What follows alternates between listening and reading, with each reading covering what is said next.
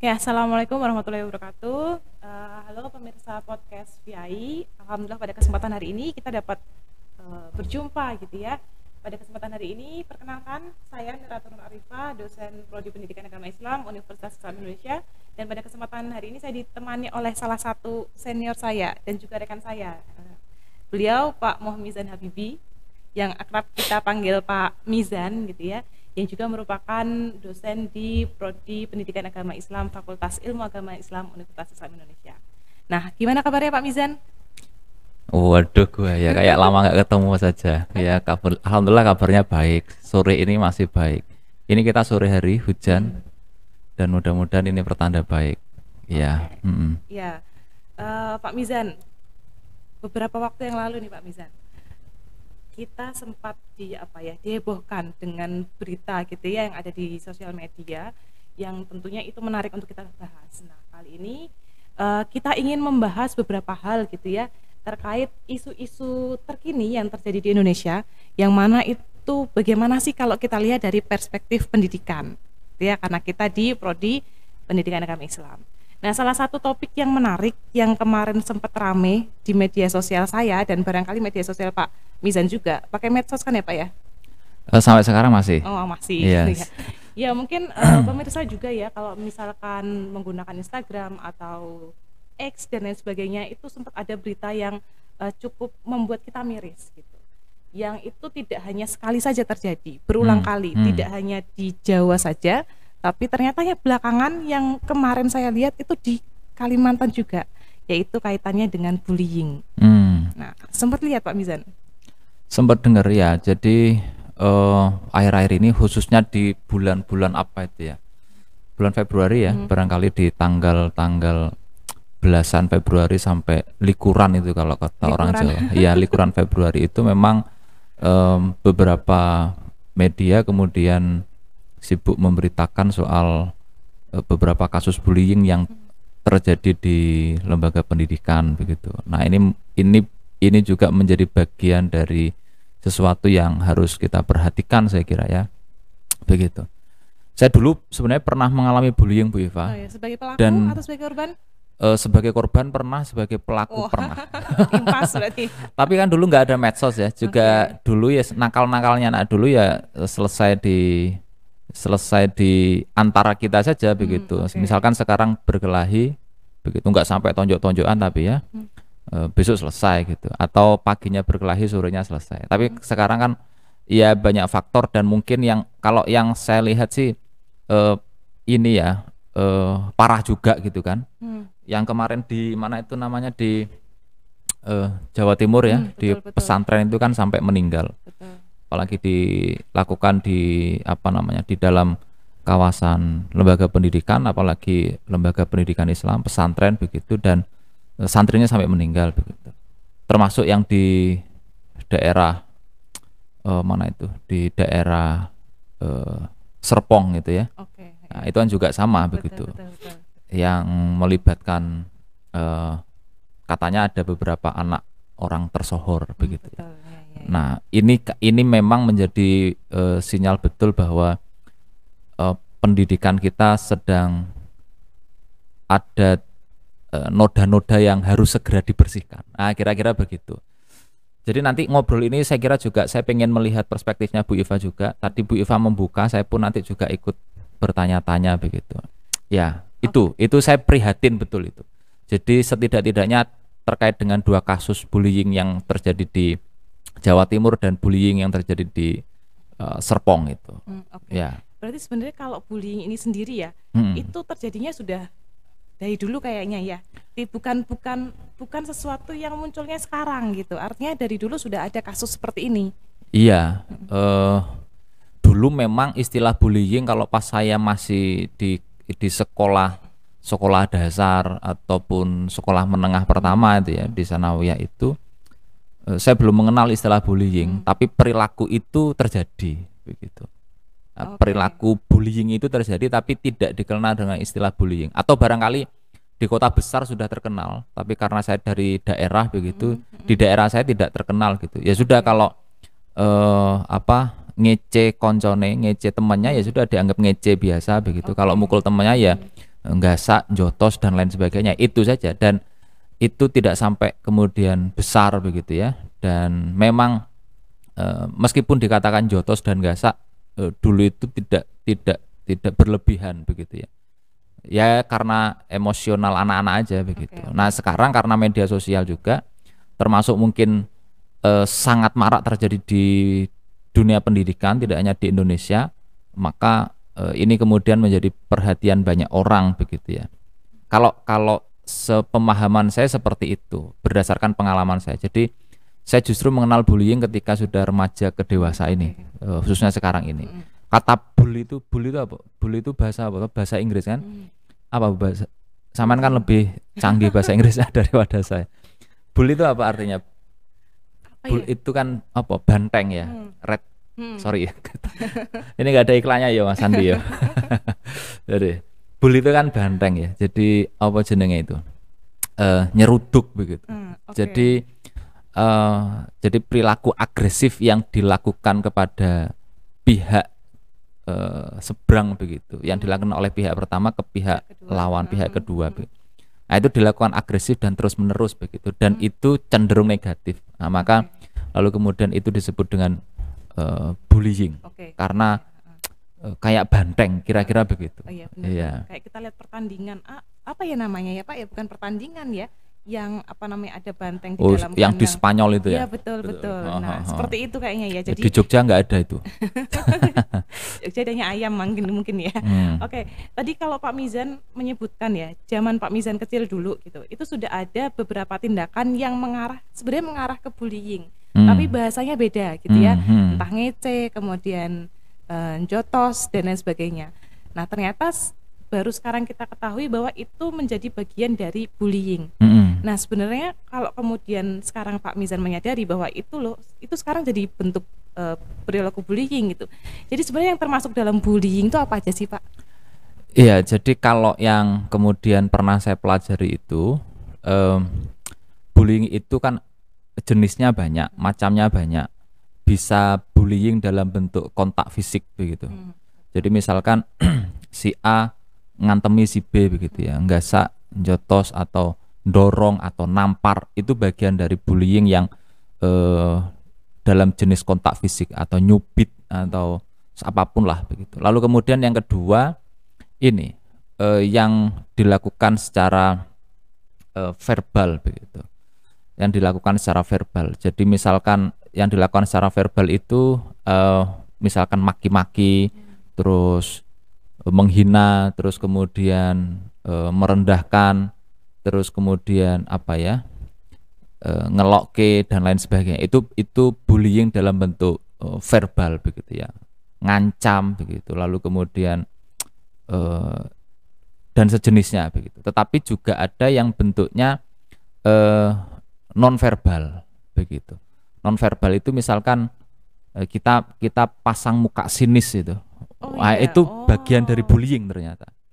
Ya, jadi kalau misalkan kita sering kali melihat orang di sekitar kita kok mukanya sinis kepada kita, itu jangan-jangan mereka sedang membuli kita. Gitu.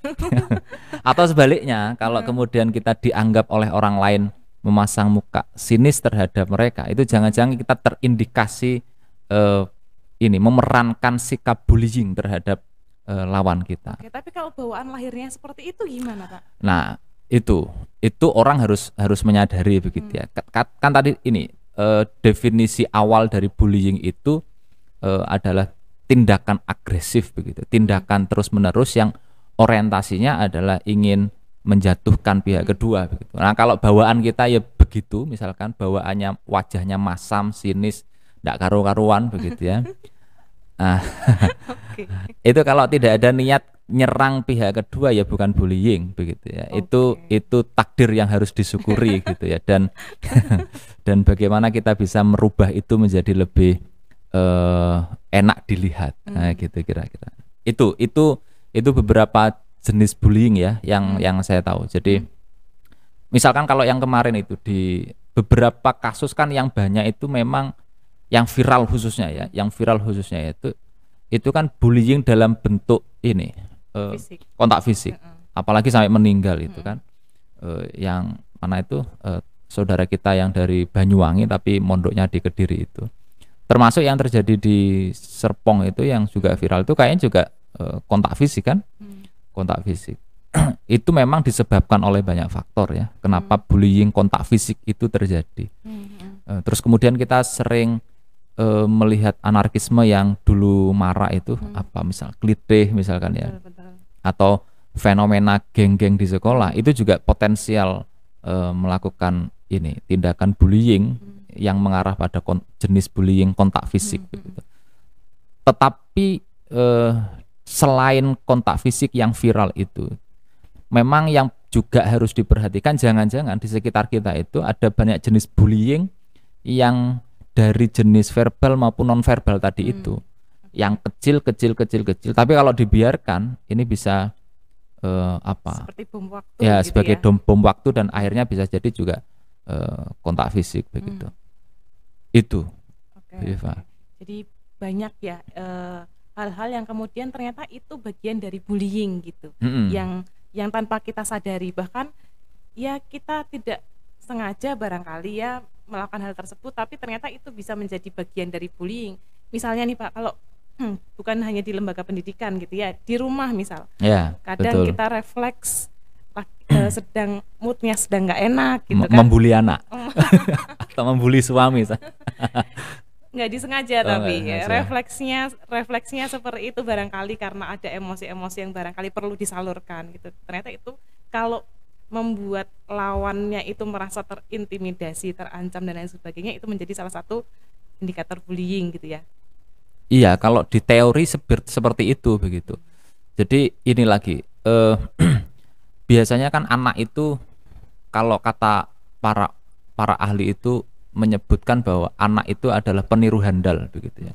Nah, salah satu penyebab kekerasan atau perundungan atau bullying yang terjadi di luar rumah itu salah satu faktornya katanya keluarga begitu. Justru keluarga juga bisa menjadi potensi anak itu melakukan perundungan, anak itu melakukan bullying terhadap temannya. Nah, karena misalkan pola asuh, anak sering dimarahin, anak sering dicubit misalkan ya, terus anak sering didiamkan misalkan ya, atau sering dipersalahkan tetapi kemudian dengan emosional yang sangat menggebu-gebu seperti itu biasanya anak kan cenderung diam di rumah, diam dan nggak punya ruang untuk melawan. Pada akhirnya ketika di luar mereka akan meniru tindakan itu dan juga melampiaskannya kepada orang-orang di sekitarnya begitu. Nah, bisa jadi seperti itu salah satu penyebab dari bullying. Iya. Gimana? Pengalaman atau apa Bu Eva? Ya barangkali relate gitu ya, nggak sengaja juga barangkali di kelas gitu ya, atau ada mahasiswa yang dalam tanda kutip unik gitu, nggak sengaja mungkin barangkali kita refleksnya ya bisa jadi mengarah ke situ gitu ya, kita pengennya menasehati tapi barangkali karena terbawa emosi tadi nasihatnya jadi ada bumbu-bumbu barangkali kalimat yang sebaiknya seharusnya bisa dihindari gitu ya Pak ya. Iya. Jadi bullying itu ternyata kalau setelah saya pelajari dan saya renungkan itu ya, itu ternyata juga tidak hanya berpotensi terjadi pada misalkan kalau di sekolah pada peserta didik ke peserta didik, siswa ke siswa atau antar santri dengan santri enggak. Ternyata juga bisa saja terjadi antara guru dengan peserta didik. Atau pokoknya antara yang dituakan dengan yang dimudahkan, kira-kira begitu. Jadi misalkan kalau di sekolah, saya teringat dulu juga ketika ya enggak tahu guru saya melakukan tindakan bullying kepada saya atau enggak ya. Jadi dulu saya punya pengalaman begitu. Jadi kalau di Jewer mungkin biasa ya. Tapi kemudian ini diduduk itu ya. Dipukul. Iya, tapi pakai sepatu begitu. Tapi enggak keras, itu bentuk kasih sayang itu. Tapi ketika itu ya biasa-biasa aja begitu. Karena ketika itu saya menyadari salah begitu. Tapi kalau kemudian itu karena juga ada banyak kasus yang kemudian kan banyak yang kemudian orang melaporkan guru ke polisi. Betul, itu ya, kasus-kasus seperti itu jangan-jangan juga apa namanya, ada indikasi bahwa guru melakukan tindakan bullying terhadap peserta didiknya begitu ya. Misalkan tindakan pemukulan yang berlebihan, yang awalnya mungkin niatnya untuk mendidik tapi mungkin terbawa emosi sehingga terjadi di luar kendalinya begitu. Nah kalau Bu Iva gimana pengalaman dulu yang sekolah dari kecil sampai besar di Jogja? Oke, iya, kalau saya alhamdulillah selama sekolah dari TK, SD, SMP, SMA, kuliah, bahkan sekarang di perguruan tinggi gitu ya Pak, apa namanya, mengabdi di UII gitu, saya belum pernah mengalami secara langsung yang namanya bullying gitu. Baik sebagai korban ataupun pelaku. Baik sebagai korban maupun sebagai pelaku gitu ya. Jadi waktu sekolah lancar-lancar aja, teman-temannya baik gitu. Tapi memang pernah tahu gitu. Jadi di sekolah saya dulu memang ada geng-geng sekolah gitu ya. Nah itu sudah cukup umum gitu. Geng sekolah kemudian nanti biasanya punya semacam seperti musuh dari geng sekolah lain gitu. Nah itu karena saya bukan anggota dari kelompok tersebut ya, hanya tahu saja habis ada tawuran di sini gitu. Di SMA itu ada geng-gengan? Jelas ada. Iya. Hampir semua sekolah di Jogja ada Pak.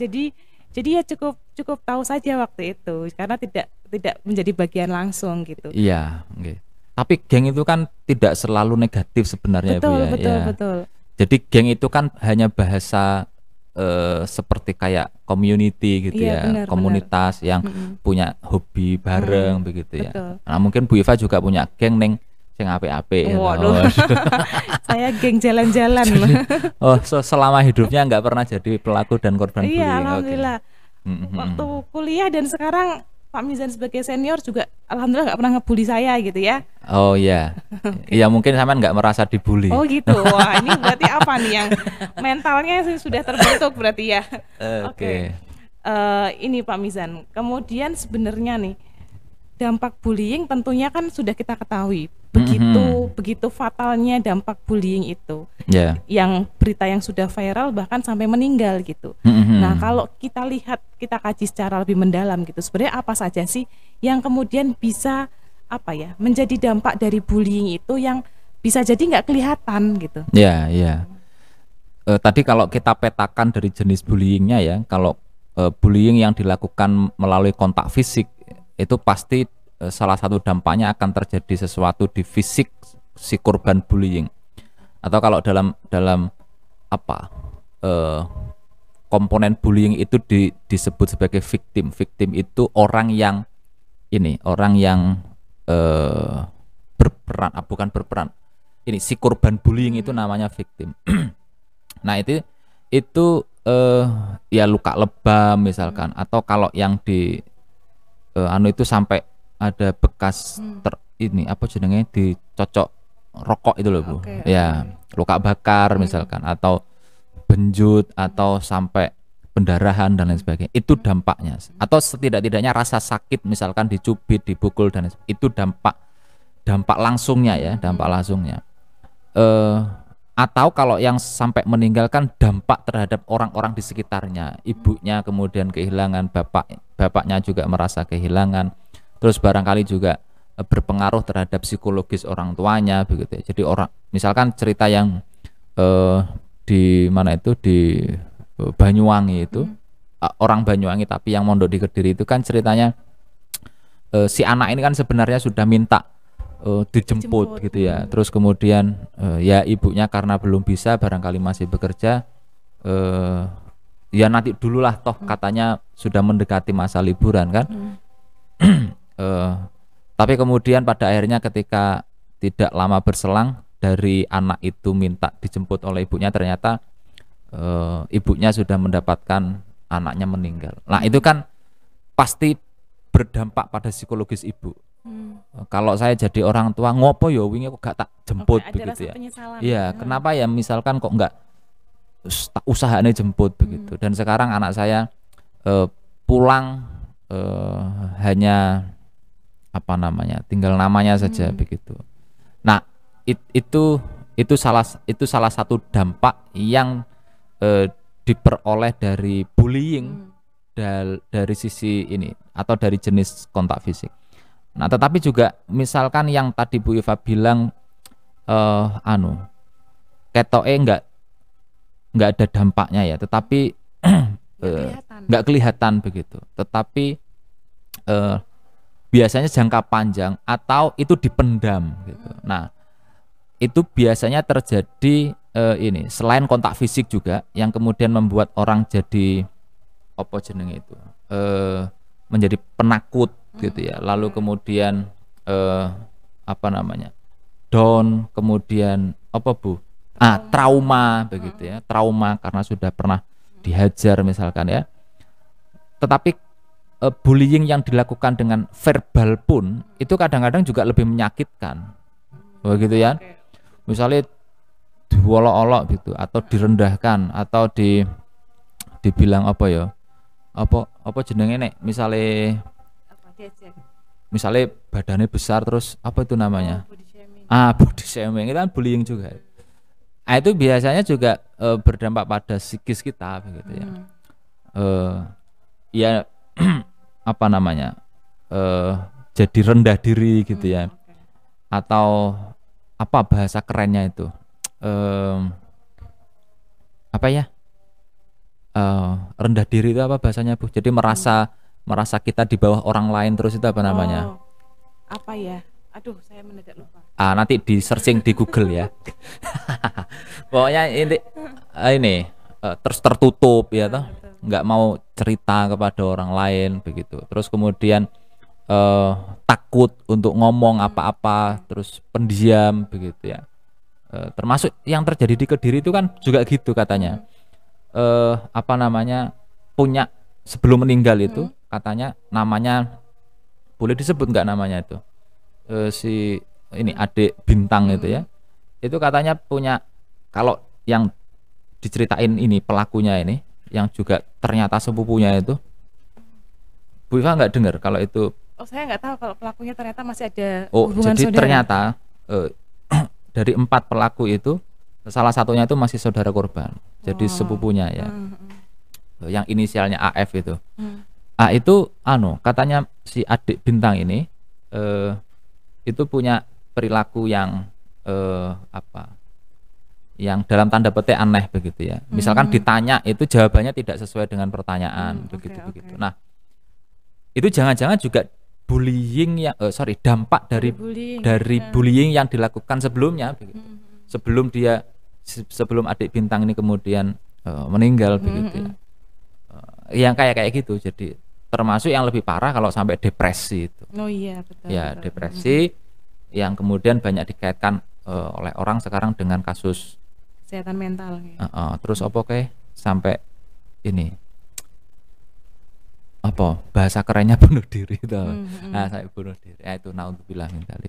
Ya kira-kira itulah dampaknya ya. Oke. Jadi banyak dampak yang barangkali itu sebenarnya dampak yang lebih fatal ya karena nggak kelihatan gitu. Jadi kita nggak bisa bantu gitu. Betul. Murung itu kan siapa orang yang tahu gitu ya. Iya. Kan nggak banyak sih. Beberapa saya pernah mendengar cerita itu kalau ada orang sampai berbulan-bulan hanya di kamar tok begitu, sampai kemudian kamarnya itu penuh dengan sampah gitu. Oh iya. Atau pernah dengar atau Bu? Iya. Penuh dengan sampah, terus kemudian mohon maaf buang air kecil juga ditaruh di botol lalu kemudian di situ. Itu jangan-jangan juga ini apa dampak dari bullying ya, bullying lalu kemudian kondisi psikisnya kena, nggak bisa berbaur, takut berbaur begitu. Oke. Karena memang katanya ada apa ya? Ada bahasanya apa ya yang lebih halus ya, seperti kelainan di situ gitu ya, Pak ya. Iya. Oke, menarik sekali ya. Pemirsa gitu, ini baru membahas terkait apa saja hal-hal yang termasuk dalam bullying dan dampaknya gitu. Padahal kalau kita bahas tentang bullying itu banyak sekali gitu. Apalagi terkait bagaimana sih kemudian kita bisa mengantisipasi dari bullying itu, khususnya di lembaga pendidikan gitu. Meskipun sebenarnya kalau kasus bullying itu kan tidak hanya satu peran saja yang bisa menyelesaikan. Ini kan saling berkaitan antara lembaga pendidikan, kemudian keluarga di rumah gitu, dan juga masyarakat yang ada di sekitar gitu. Karena banyak juga bullying yang ternyata bawaan awalnya di sekolah, tapi kemudian berlanjut ketika mereka sudah selesai sekolah. Ya, gitu. Betul. Nah itu kan yang terjadi di Serpong itu kan. Nah, di Serpong itu kan terjadinya ketika sudah pulang sekolah begitu. Iya. Dan tetapi persoalannya pasti ini antar siswa yang ada di sekolah itu. Iya. Tadi apa pertanyaannya? Oke, ini terkait ini Pak, apa namanya? Ini proses apa namanya? Pencegahannya. Iya, bagaimana meminimalisir. Meminimalisir ya toh, meminimalisir. Iya, jadi saya kira bagaimana cara meminimalisir ini bisa berangkat dari faktor yang menyebabkan bullying itu terjadi. Kalau biasa kan ada faktor eksternal, ada faktor internal ya. Kalau di teori-teori itu, tetapi memang di beberapa fakta juga bilang demikian. Misalkan faktor keluarga atau faktor faktor lingkungan sebaya, apa jenenge konco-koncone teman-temannya begitu, termasuk faktor bisa jadi di sekolah begitu ya, di tempat belajar mereka begitu. Nah, keluarga misalkan dari pola asuh tadi sehingga kemudian ditiru, kemudian atau mereka kena marah lalu kemudian mereka melampiaskan itu di luar. Di sekolah juga sama, misalkan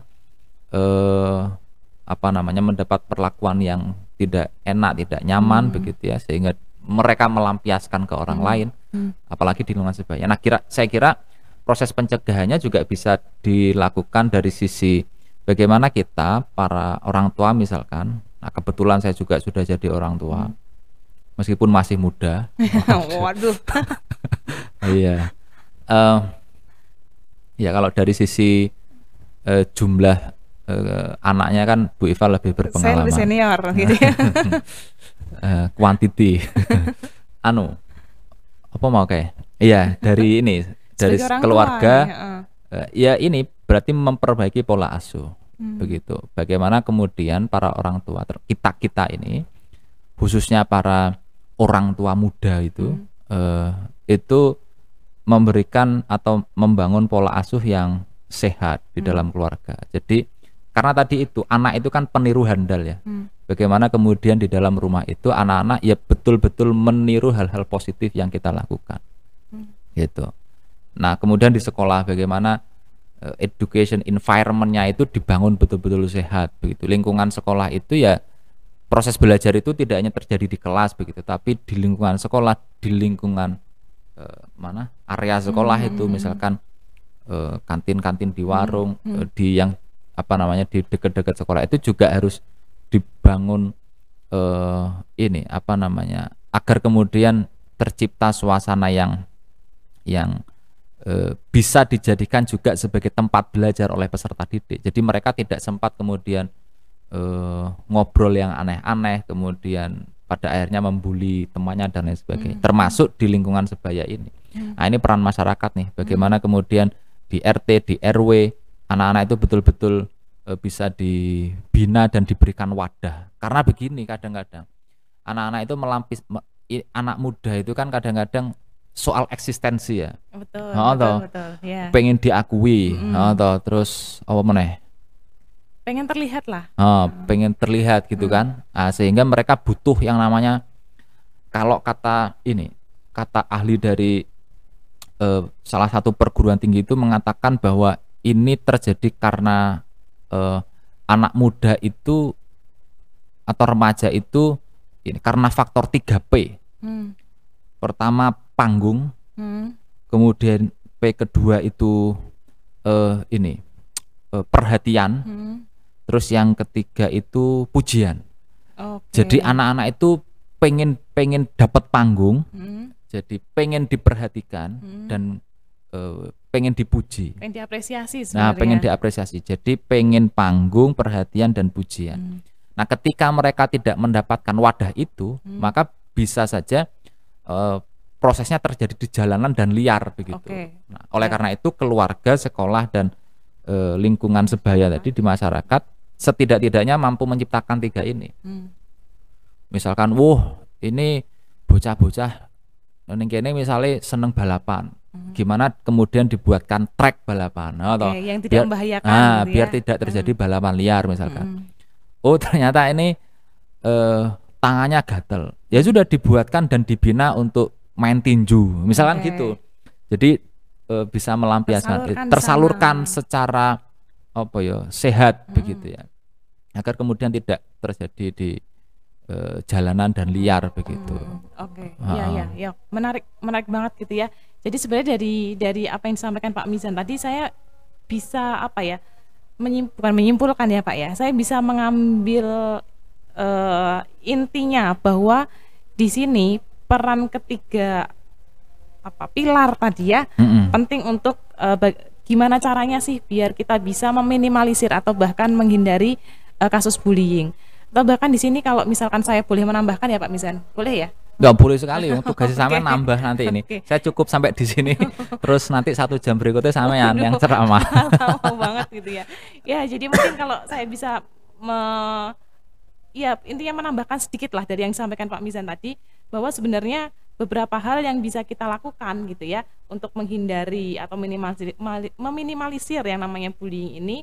Yang pertama adanya pendidikan emosional gitu. Ya, jadi betul, bagaimana anak itu diajarkan mengelola emosi dan bahwa setiap emosi itu sebenarnya baik gitu. Marah itu emosi yang baik juga ketika tepat dilampiaskannya gitu. Kan orang kalau nggak bisa marah juga serem juga ya Pak ya.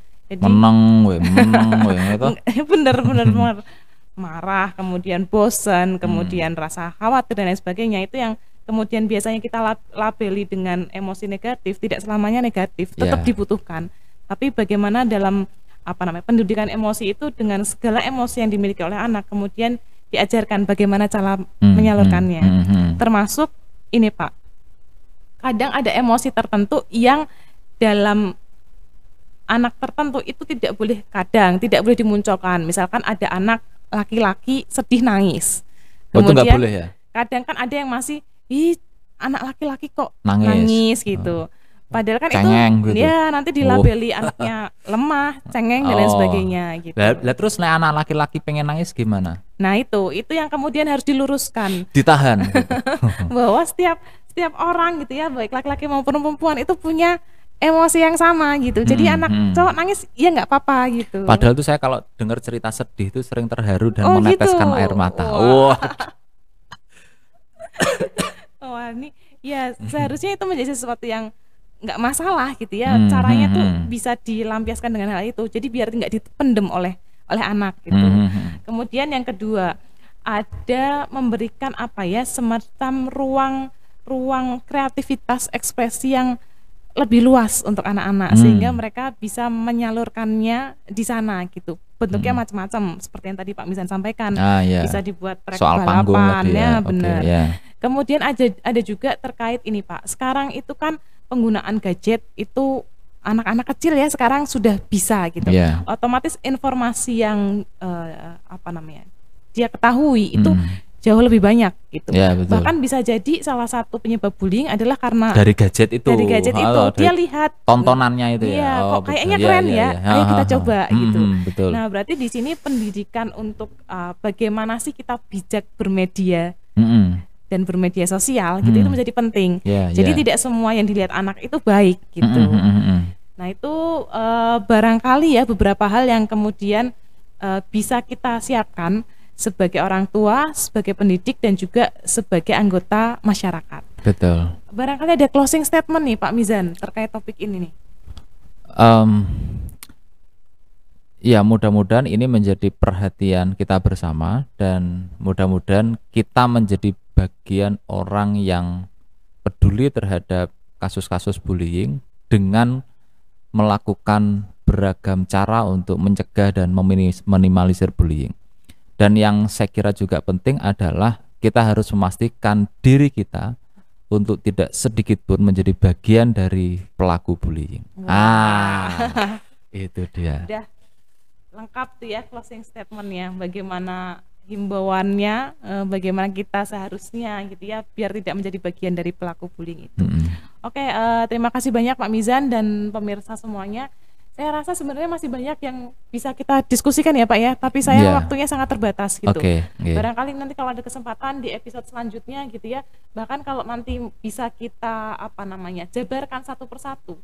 Bagaimana sih cara untuk mengatasi atau meminimalisir bullying, itu lebih banyak lagi yang bisa kita diskusikan gitu, khususnya kalau di keluarga gimana, kemudian di lembaga pendidikan gimana, kita menjadi bagian dari masyarakat itu gimana, masing-masing tuh punya peran penting sendiri-sendiri gitu. Barangkali nanti kita akan lanjutkan di sesi selanjutnya, insya Allah barangkali kita masih bisa berjumpa lagi di podcast VAI. Terima kasih banyak Pak Mizan. Terima kasih juga Bu Eva. Oke, terima kasih banyak atas waktunya sore hari ini. Dan semoga apa yang kita sampaikan pada sore hari ini bermanfaat gitu ya Pak, berkah untuk semuanya dan bisa ya paling tidak bisa menjadi salah satu sarana untuk edukasi gitu buat kita semua. Ya, terima kasih banyak. Mungkin itu yang saya tutup pemirsa podcast VAI. Sampai ketemu lagi. Tetap sehat, tetap bahagia gitu ya. Kemudian apalagi Pak Mizan? Tetap sabar. Tetap sabar gitu ya, tetap sabar. Oke, terima kasih Pak Mizan. Saya tutup. Wassalamualaikum warahmatullahi wabarakatuh. Waalaikumsalam warahmatullahi wabarakatuh.